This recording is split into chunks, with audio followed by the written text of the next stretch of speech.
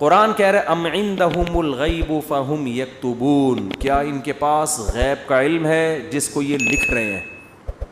کیا علم؟ یہ خوش فہمی کا شکار ہیں. دیکھو جتنے بھی لوگ جو مذہب کو فالو نہیں کر رہے، حقیقت میں وہ اس خوش فہمی میں مبتلا ہیں کہ ہمیں کچھ بھی ہونے والا نہیں ہے. جیسے ہماری حالت اچھی ہے ہمارا فیوچر بھی ایسا، یا تو مر کے ختم ہو جائیں گے، اور اگر مل بھی گیا تو کوئی برا نہیں، ہم کو برے تھوڑی ہیں، ہم کوئی برے تھوڑی ہیں. تو اللہ نے اس کا جواب دیا کہ کیا ان کے پاس فیوچر کا علم ہے؟ پہلے سے مستقبل کے بارے میں کبھی بھی بات کی جائے گی تو علم کے بغیر نہیں کی جا سکتی. کوئی آدمی کہہ رہا ہے نا فیوچر میں ایسا ہونے والا ہے، تو آپ اس سے دلیل پوچھیں گے آپ کو کس نے بتایا؟ وہ تانے بانے ملائے گا، صغرے کبرے ملائے گا، تو پھر اس کے بعد اگر وہ ایسے ہی کہہ رہا ہے کل یہ ہو جائے گا، پرسوں یہ ہو جائے گا، دیکھو مستقبل کے بارے میں میں یہ کہوں کہ کل پیر ہے تو یہ بھی فیوچر کی خبر ہے. آپ اس میں مجھ سے یہ پوچھ سکتے ہو کہ کیا دلیل ہے؟ میں کہوں گا دلیل یہ کہ آج کیا ہے؟ اتوار ہے. یہاں دلیل ہے، یہاں میرے لیے یہ دعویٰ کرنا درست ہے کہ کل کیا ہے؟ پیر ہے.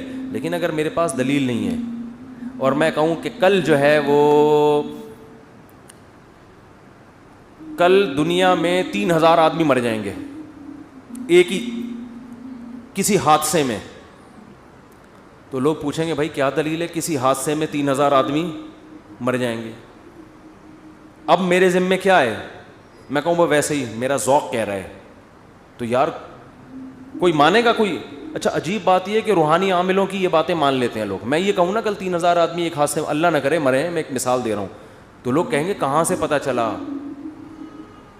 لوگ کہیں گے بھائی جھوٹ بول رہے، اس کو کس نے بتایا؟ یا تو قاتلوں سے تعلقات ہیں جس نے مارنے کا ارادہ کیا ہے، ایسا بھی نہیں ہے تو یہ ہوائی بات ہوگی. لیکن یہی بات روحانی عامل کرے گا تو لوگ کیا کریں گے؟ حضرت کا علم ہے بھائی، حضرت کے پاس بولو علم ہے. ابھی روحانی عاملوں پہ نہیں جاؤں گا، پھر میں معین اختر کی طرح نا بلب کے رشتہ داروں کو بھی، تو اب تو میں روحانی عاملوں کے رشتہ داروں کو بھی اچھے الفاظ سے یاد نہیں کرتا. رشتہ داروں سے مراد وہی جو بلب کے رشتہ دار تھے. اب آپ کہیں گے بلب کے کون سے رشتہ دار ہوتے ہیں؟ ہمارے ہاں کبھی بھی جس بندے کو برا کہا جاتا ہے گالی اس کو نہیں دی جاتی، ہمیشہ اس کے رشتہ داروں کو ہمیشہ گالی دی جاتی ہے. یہ ہمارے ایک ٹرینڈ چل نکلا ہے.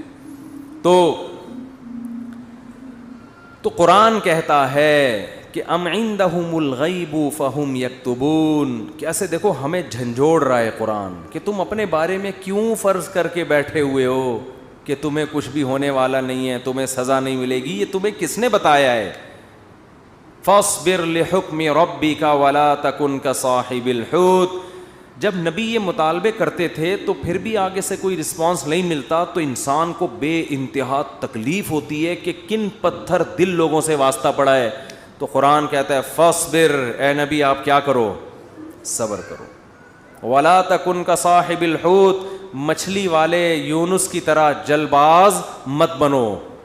حضرت یونس علیہ السلام کی قوم نے بھی یہی سلوک کیا، لیکن یونس علیہ السلام چاہتے تھے جلدی سے فیصلہ ہو اور اپنی قوم کو چھوڑ کے نکل گئے.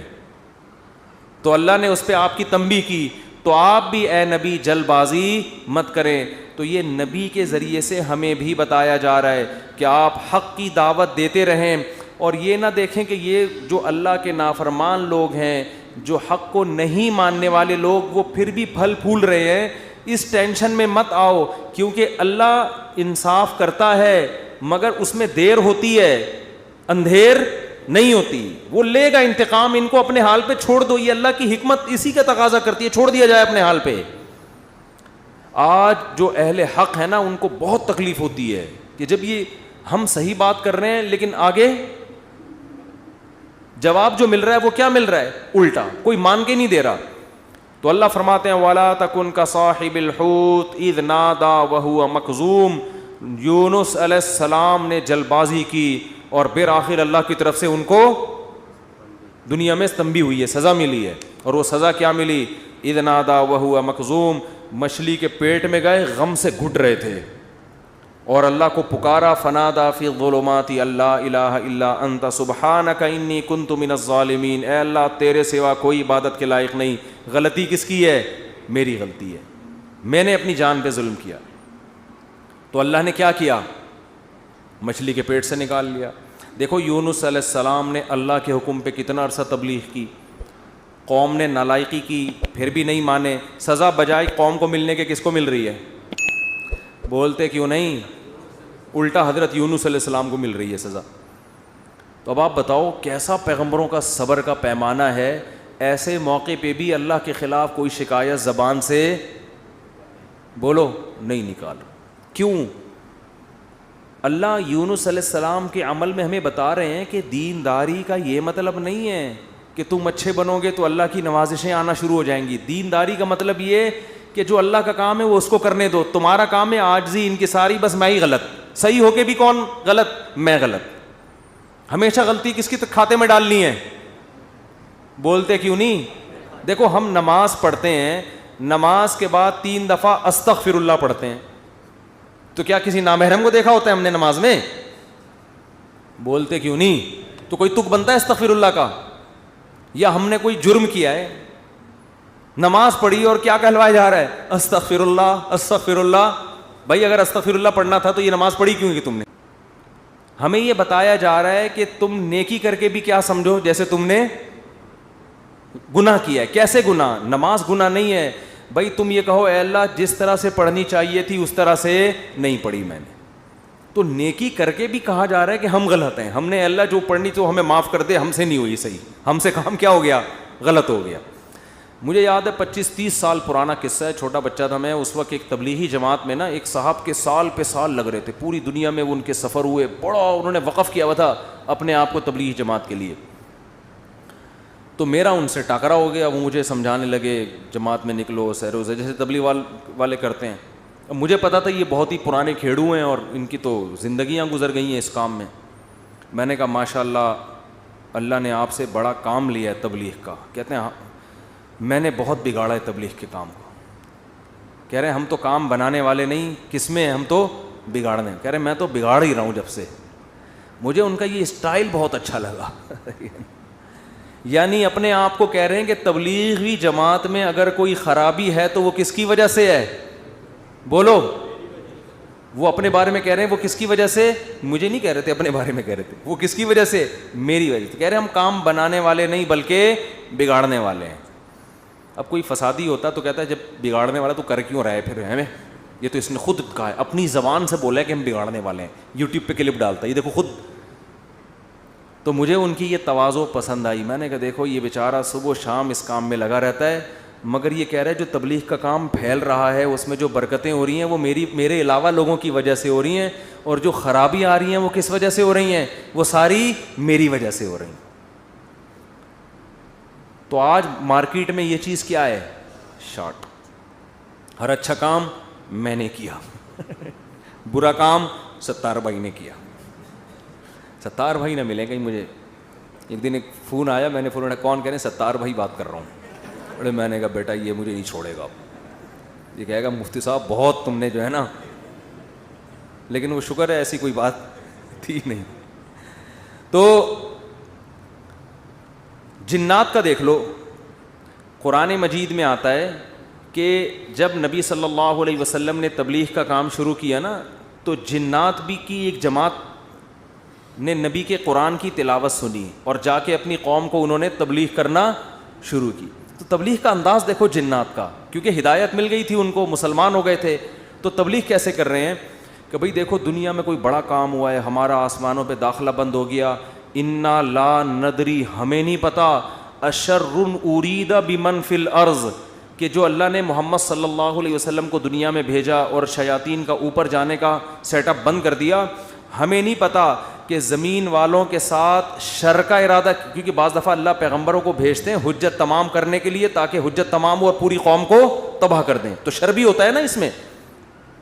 کہہ رہے ہیں انا لا ندری ہمیں نہیں پتا, اشر ارید بمن فی الارض کہ جو لوگ زمین میں رہتے ہیں ان کے ساتھ برائی کا ارادہ کیا گیا ہے, ام اراد بہم ربہم رشدا یا ان کے رب نے ان کے ساتھ بھلائی کا ارادہ کیا ہے.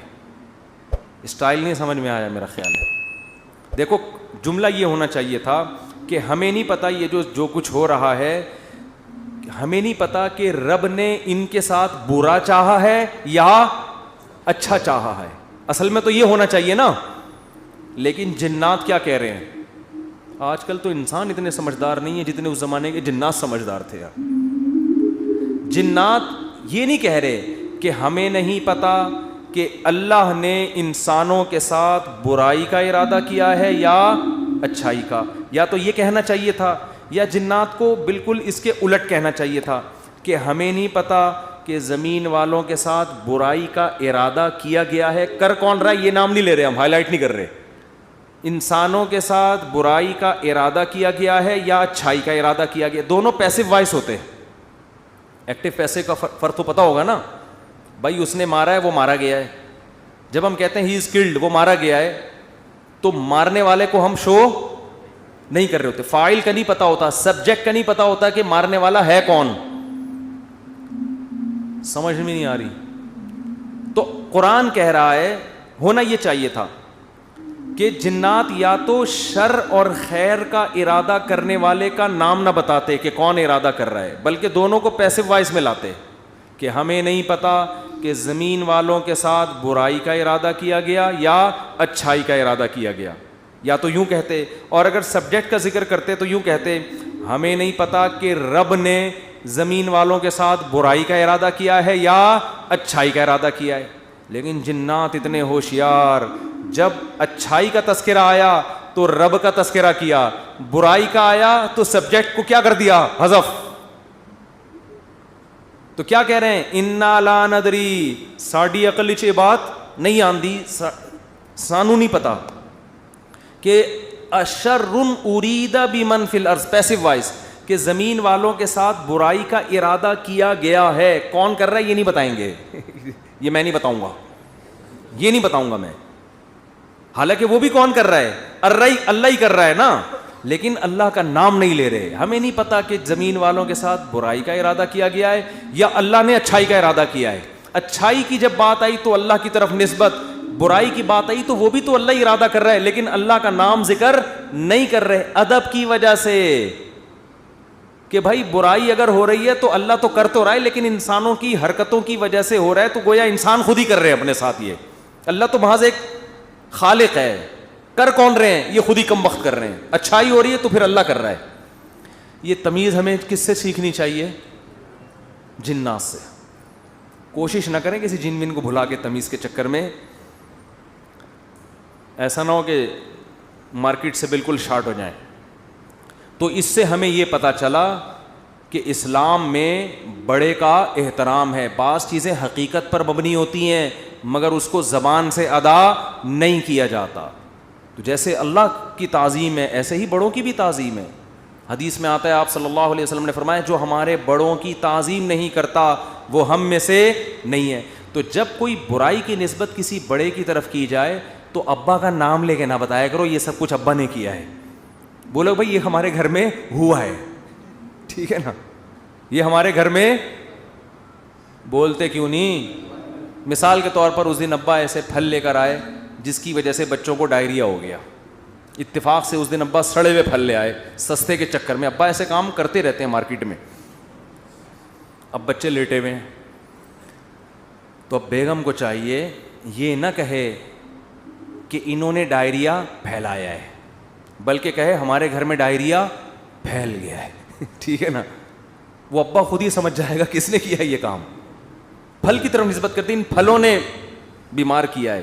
نسبت بولو, بچے بھی یہ نہ کہیں ہمارے ابا نے ہمیں بیمار کیا ہے, بلکہ بچے یہ کہیں ان پھلوں نے ہمیں, بلکہ پھل سے ابا سمجھ جائیں گے اصل میں مجھے چھیڑ رہے ہیں, بس ابا ہو گئے بیمار.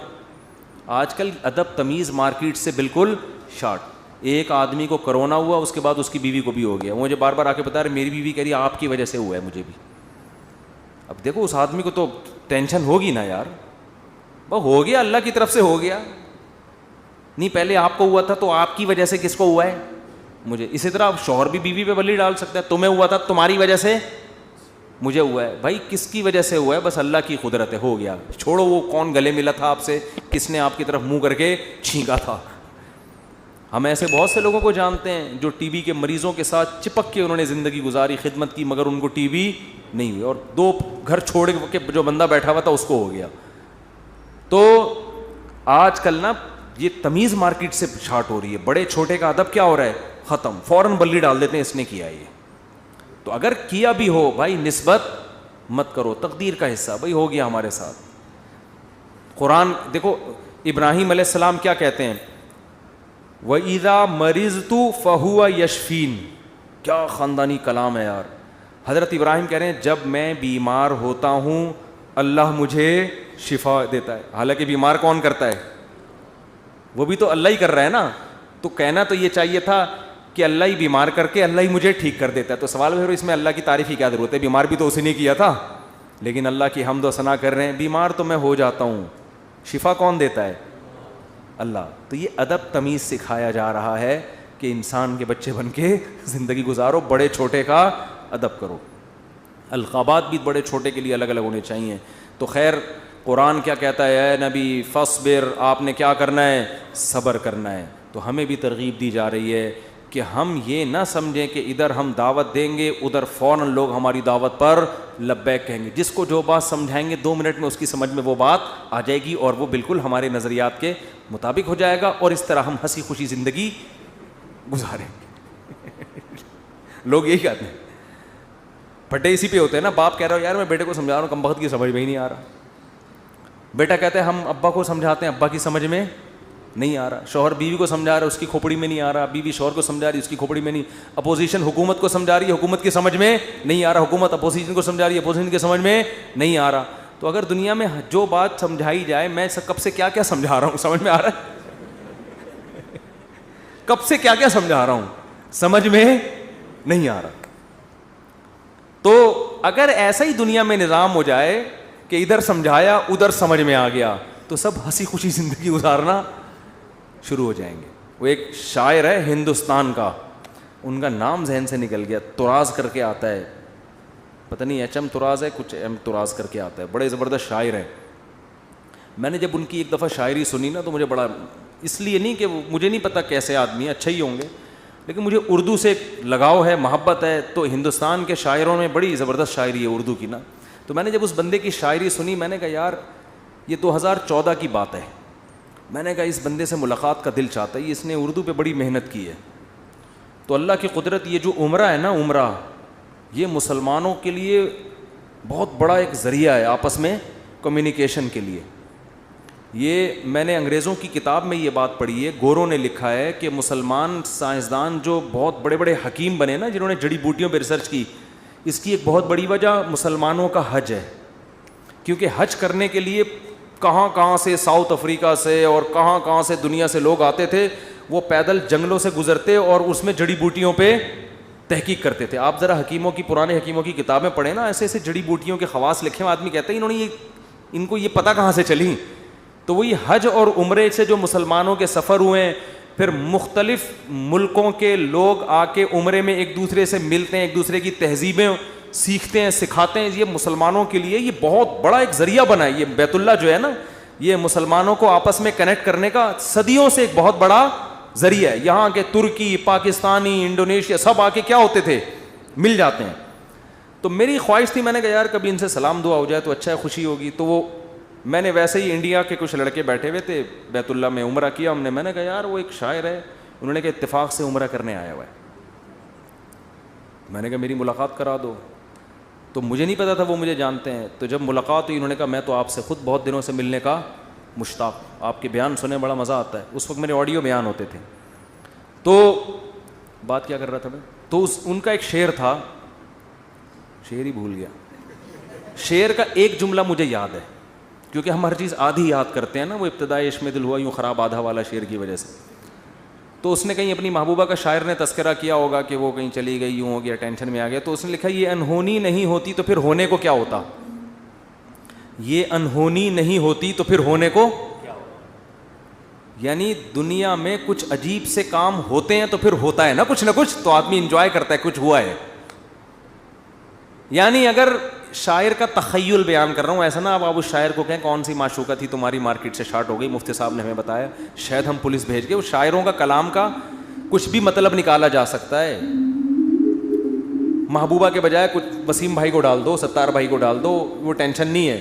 تو شاعر کے کلام کو کبھی الفاظ کو نہیں پکڑا جاتا, اس میں ہر آدمی اپنے حساب سے اس کا مفہوم بیان کر رہا ہوتا ہے. تو ہم نے اس کو اپنے حساب سے اس شعر کو لیا کہ دنیا میں کچھ ہونے کے لیے کچھ انہونیوں کا ہونا بولو ضروری ہے. سمجھ رہے ہو؟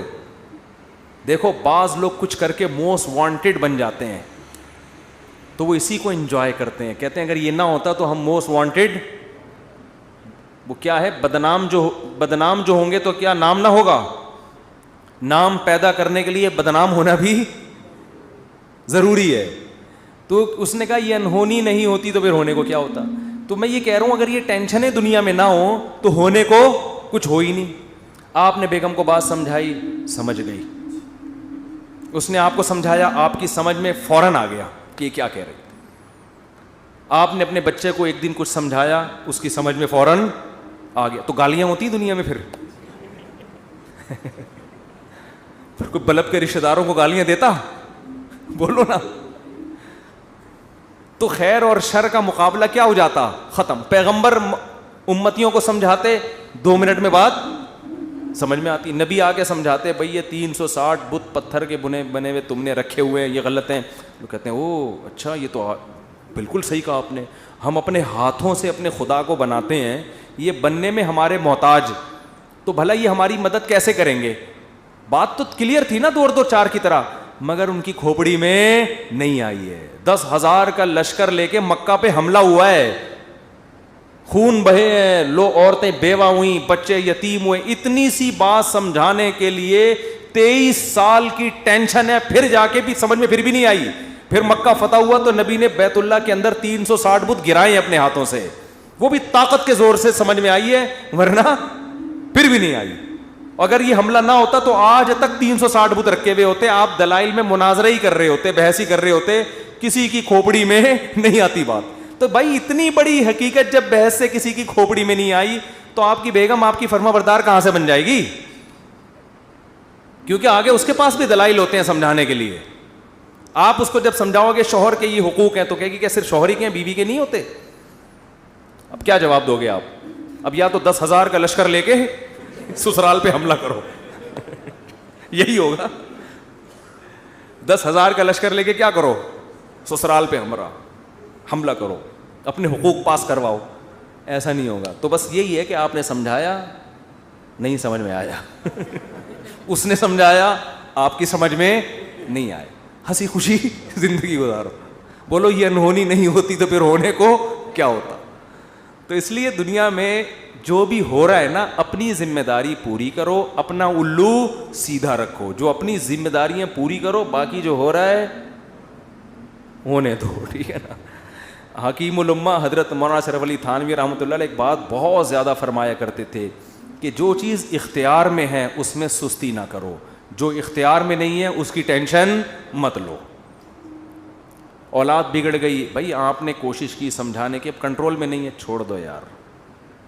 ساری زندگی یہی ٹینشن نہیں, لوگ پالتے ہیں ٹینشن, میرا بچہ کیوں نہیں صحیح ہو رہا, میرا بچہ کیوں نہیں صحیح ہو رہا, میرا بچہ کیوں نہیں صحیح ہو رہا. چھوڑ دے یار اس کو اپنے حال پہ, چھوڑ دو اس کو اپنے حال پہ. یہ کیوں نہیں ٹھیک ہو رہا, وہ کیوں نہیں ٹھیک ہو رہا, یہ کیوں نہیں صحیح ہو رہا, عمران خان نے جو وعدے کیے تھے پورے کیوں نہیں ہو رہے. تمہارے اور کم ٹینشن ہے یار. تو اللہ پوچھ لے گا بھائی جو آپ نے وعدے کیے تھے پورے کیے کہ نہیں کیے. تو جو کام اپنی ذمہ داری میں, حتیٰ کہ کسی نے ان سے پوچھا کہ حضرت میرا نماز میں دل نہیں لگتا, خیالات منتشر رہتے ہیں. انہوں نے فرمایا نماز میں دل لگانے کی کوشش کرنا فرض ہے, دل لگنا فرض نہیں ہے. کوشش کرو, لگے ٹھیک ہے, نہیں لگے تو بھی ٹھیک, ہمارے اختیار میں نہیں ہے بھائی. جب نماز میں دل نہ لگنے کے بھی ٹینشن, کیونکہ اللہ نے کبھی ایسی بات پہ اللہ آپ کو نہیں پکڑے گا جو آپ کے اختیار میں نہیں ہے. ہمارے جامعہ دارالفتہ میں حضرت مفتی رشید احمد صاحب کے ایک مرید تھے کیا ہیں ابھی بھی, تو وہ نماز میں ان کو نیند بہت آتی تھی, ویسے جاگتے رہتے تھے, ادھر نیت باندھی سو گئے, ادھر نیت باندھی کھڑے کھڑے سو رہے ہوتے تھے. سجدے میں گئے اٹھ ہی نہیں رہے, کونی مار کے اٹھاتے تھے ان کو, اٹھو بھائی. اور ویسے ٹھیک ٹھاک پھر رہے ہیں. وہ تھے بڑے نیک, ان کو فکر تھی یار نماز میں دل لگانا چاہتا ہوں, اور نمازیں بھی ماشاءاللہ بہت پڑھتے تھے, تہجد کے پابند, لیکن جب کھڑے ہوئے سو جاتے تھے.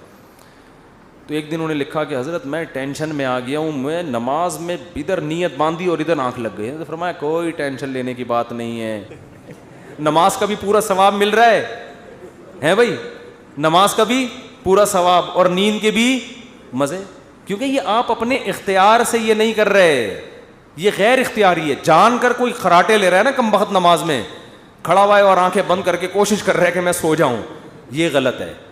بھئی آپ جاگنے کی کوشش کر رہے ہو پھر بھی نہیں جاگتے, کوئی ٹینشن کی بات نہیں ہے, اس سے نہ کوئی درجات میں کمی آئے گی. آج بہت سے لوگ کہتے ہیں نماز میں مزہ نہیں آ رہا, ہم کو نماز میں مزہ نہیں آ رہا. بھئی مزہ تو بریانی کھانے میں آئے گا مسالے والی, اس میں اگر نہیں آ رہا مزہ تو ڈاکٹر کو بتائیں پیٹ میں کوئی, پشاور میں گئے اور چپلی کباب کھانے کا مزہ نہیں آیا تو یہ پشاور کا فالٹ نہیں ہے, یہ آپ کے پیٹ کا فالٹ ہے. آپ چائے کے عادی ہو, آپ کوئٹہ اور چمن میں بھی آپ کو چائے پینے میں مزہ نہیں آیا تو چائے کا فالٹ نہیں ہے, آپ کو غلط چائے پینے کی عادت پڑ گئی ہے. سٹوں کی بھی بات بتاؤں چھوڑو رہنے تو اسی طرح یہ تو بریانی ہے مسالے والی, نماز مزے کے لیے تھوڑی ہے, بریانی ہے مزے کے لیے. نماز تو عبادت ہے, آپ نے پراپر طریقے سے اپنی ذمہ داری پوری کرنی ہے. کبھی انسان کی طبیعت میں نشاط ہوتا ہے, بڑا مزہ آ رہا ہوتا ہے نماز میں, آنسو نکل رہے ہوتے ہیں, کبھی طبیعت میں ٹینشن ہوتی ہے, تو آپ اپنی ذمہ داری پوری کرو, ان چکروں میں مت پڑو کہ مزہ آ رہا ہے یا نہیں آ رہا. سمجھتے ہو کہ نہیں سمجھتے؟ اللہ تعالیٰ عمل کی توفیق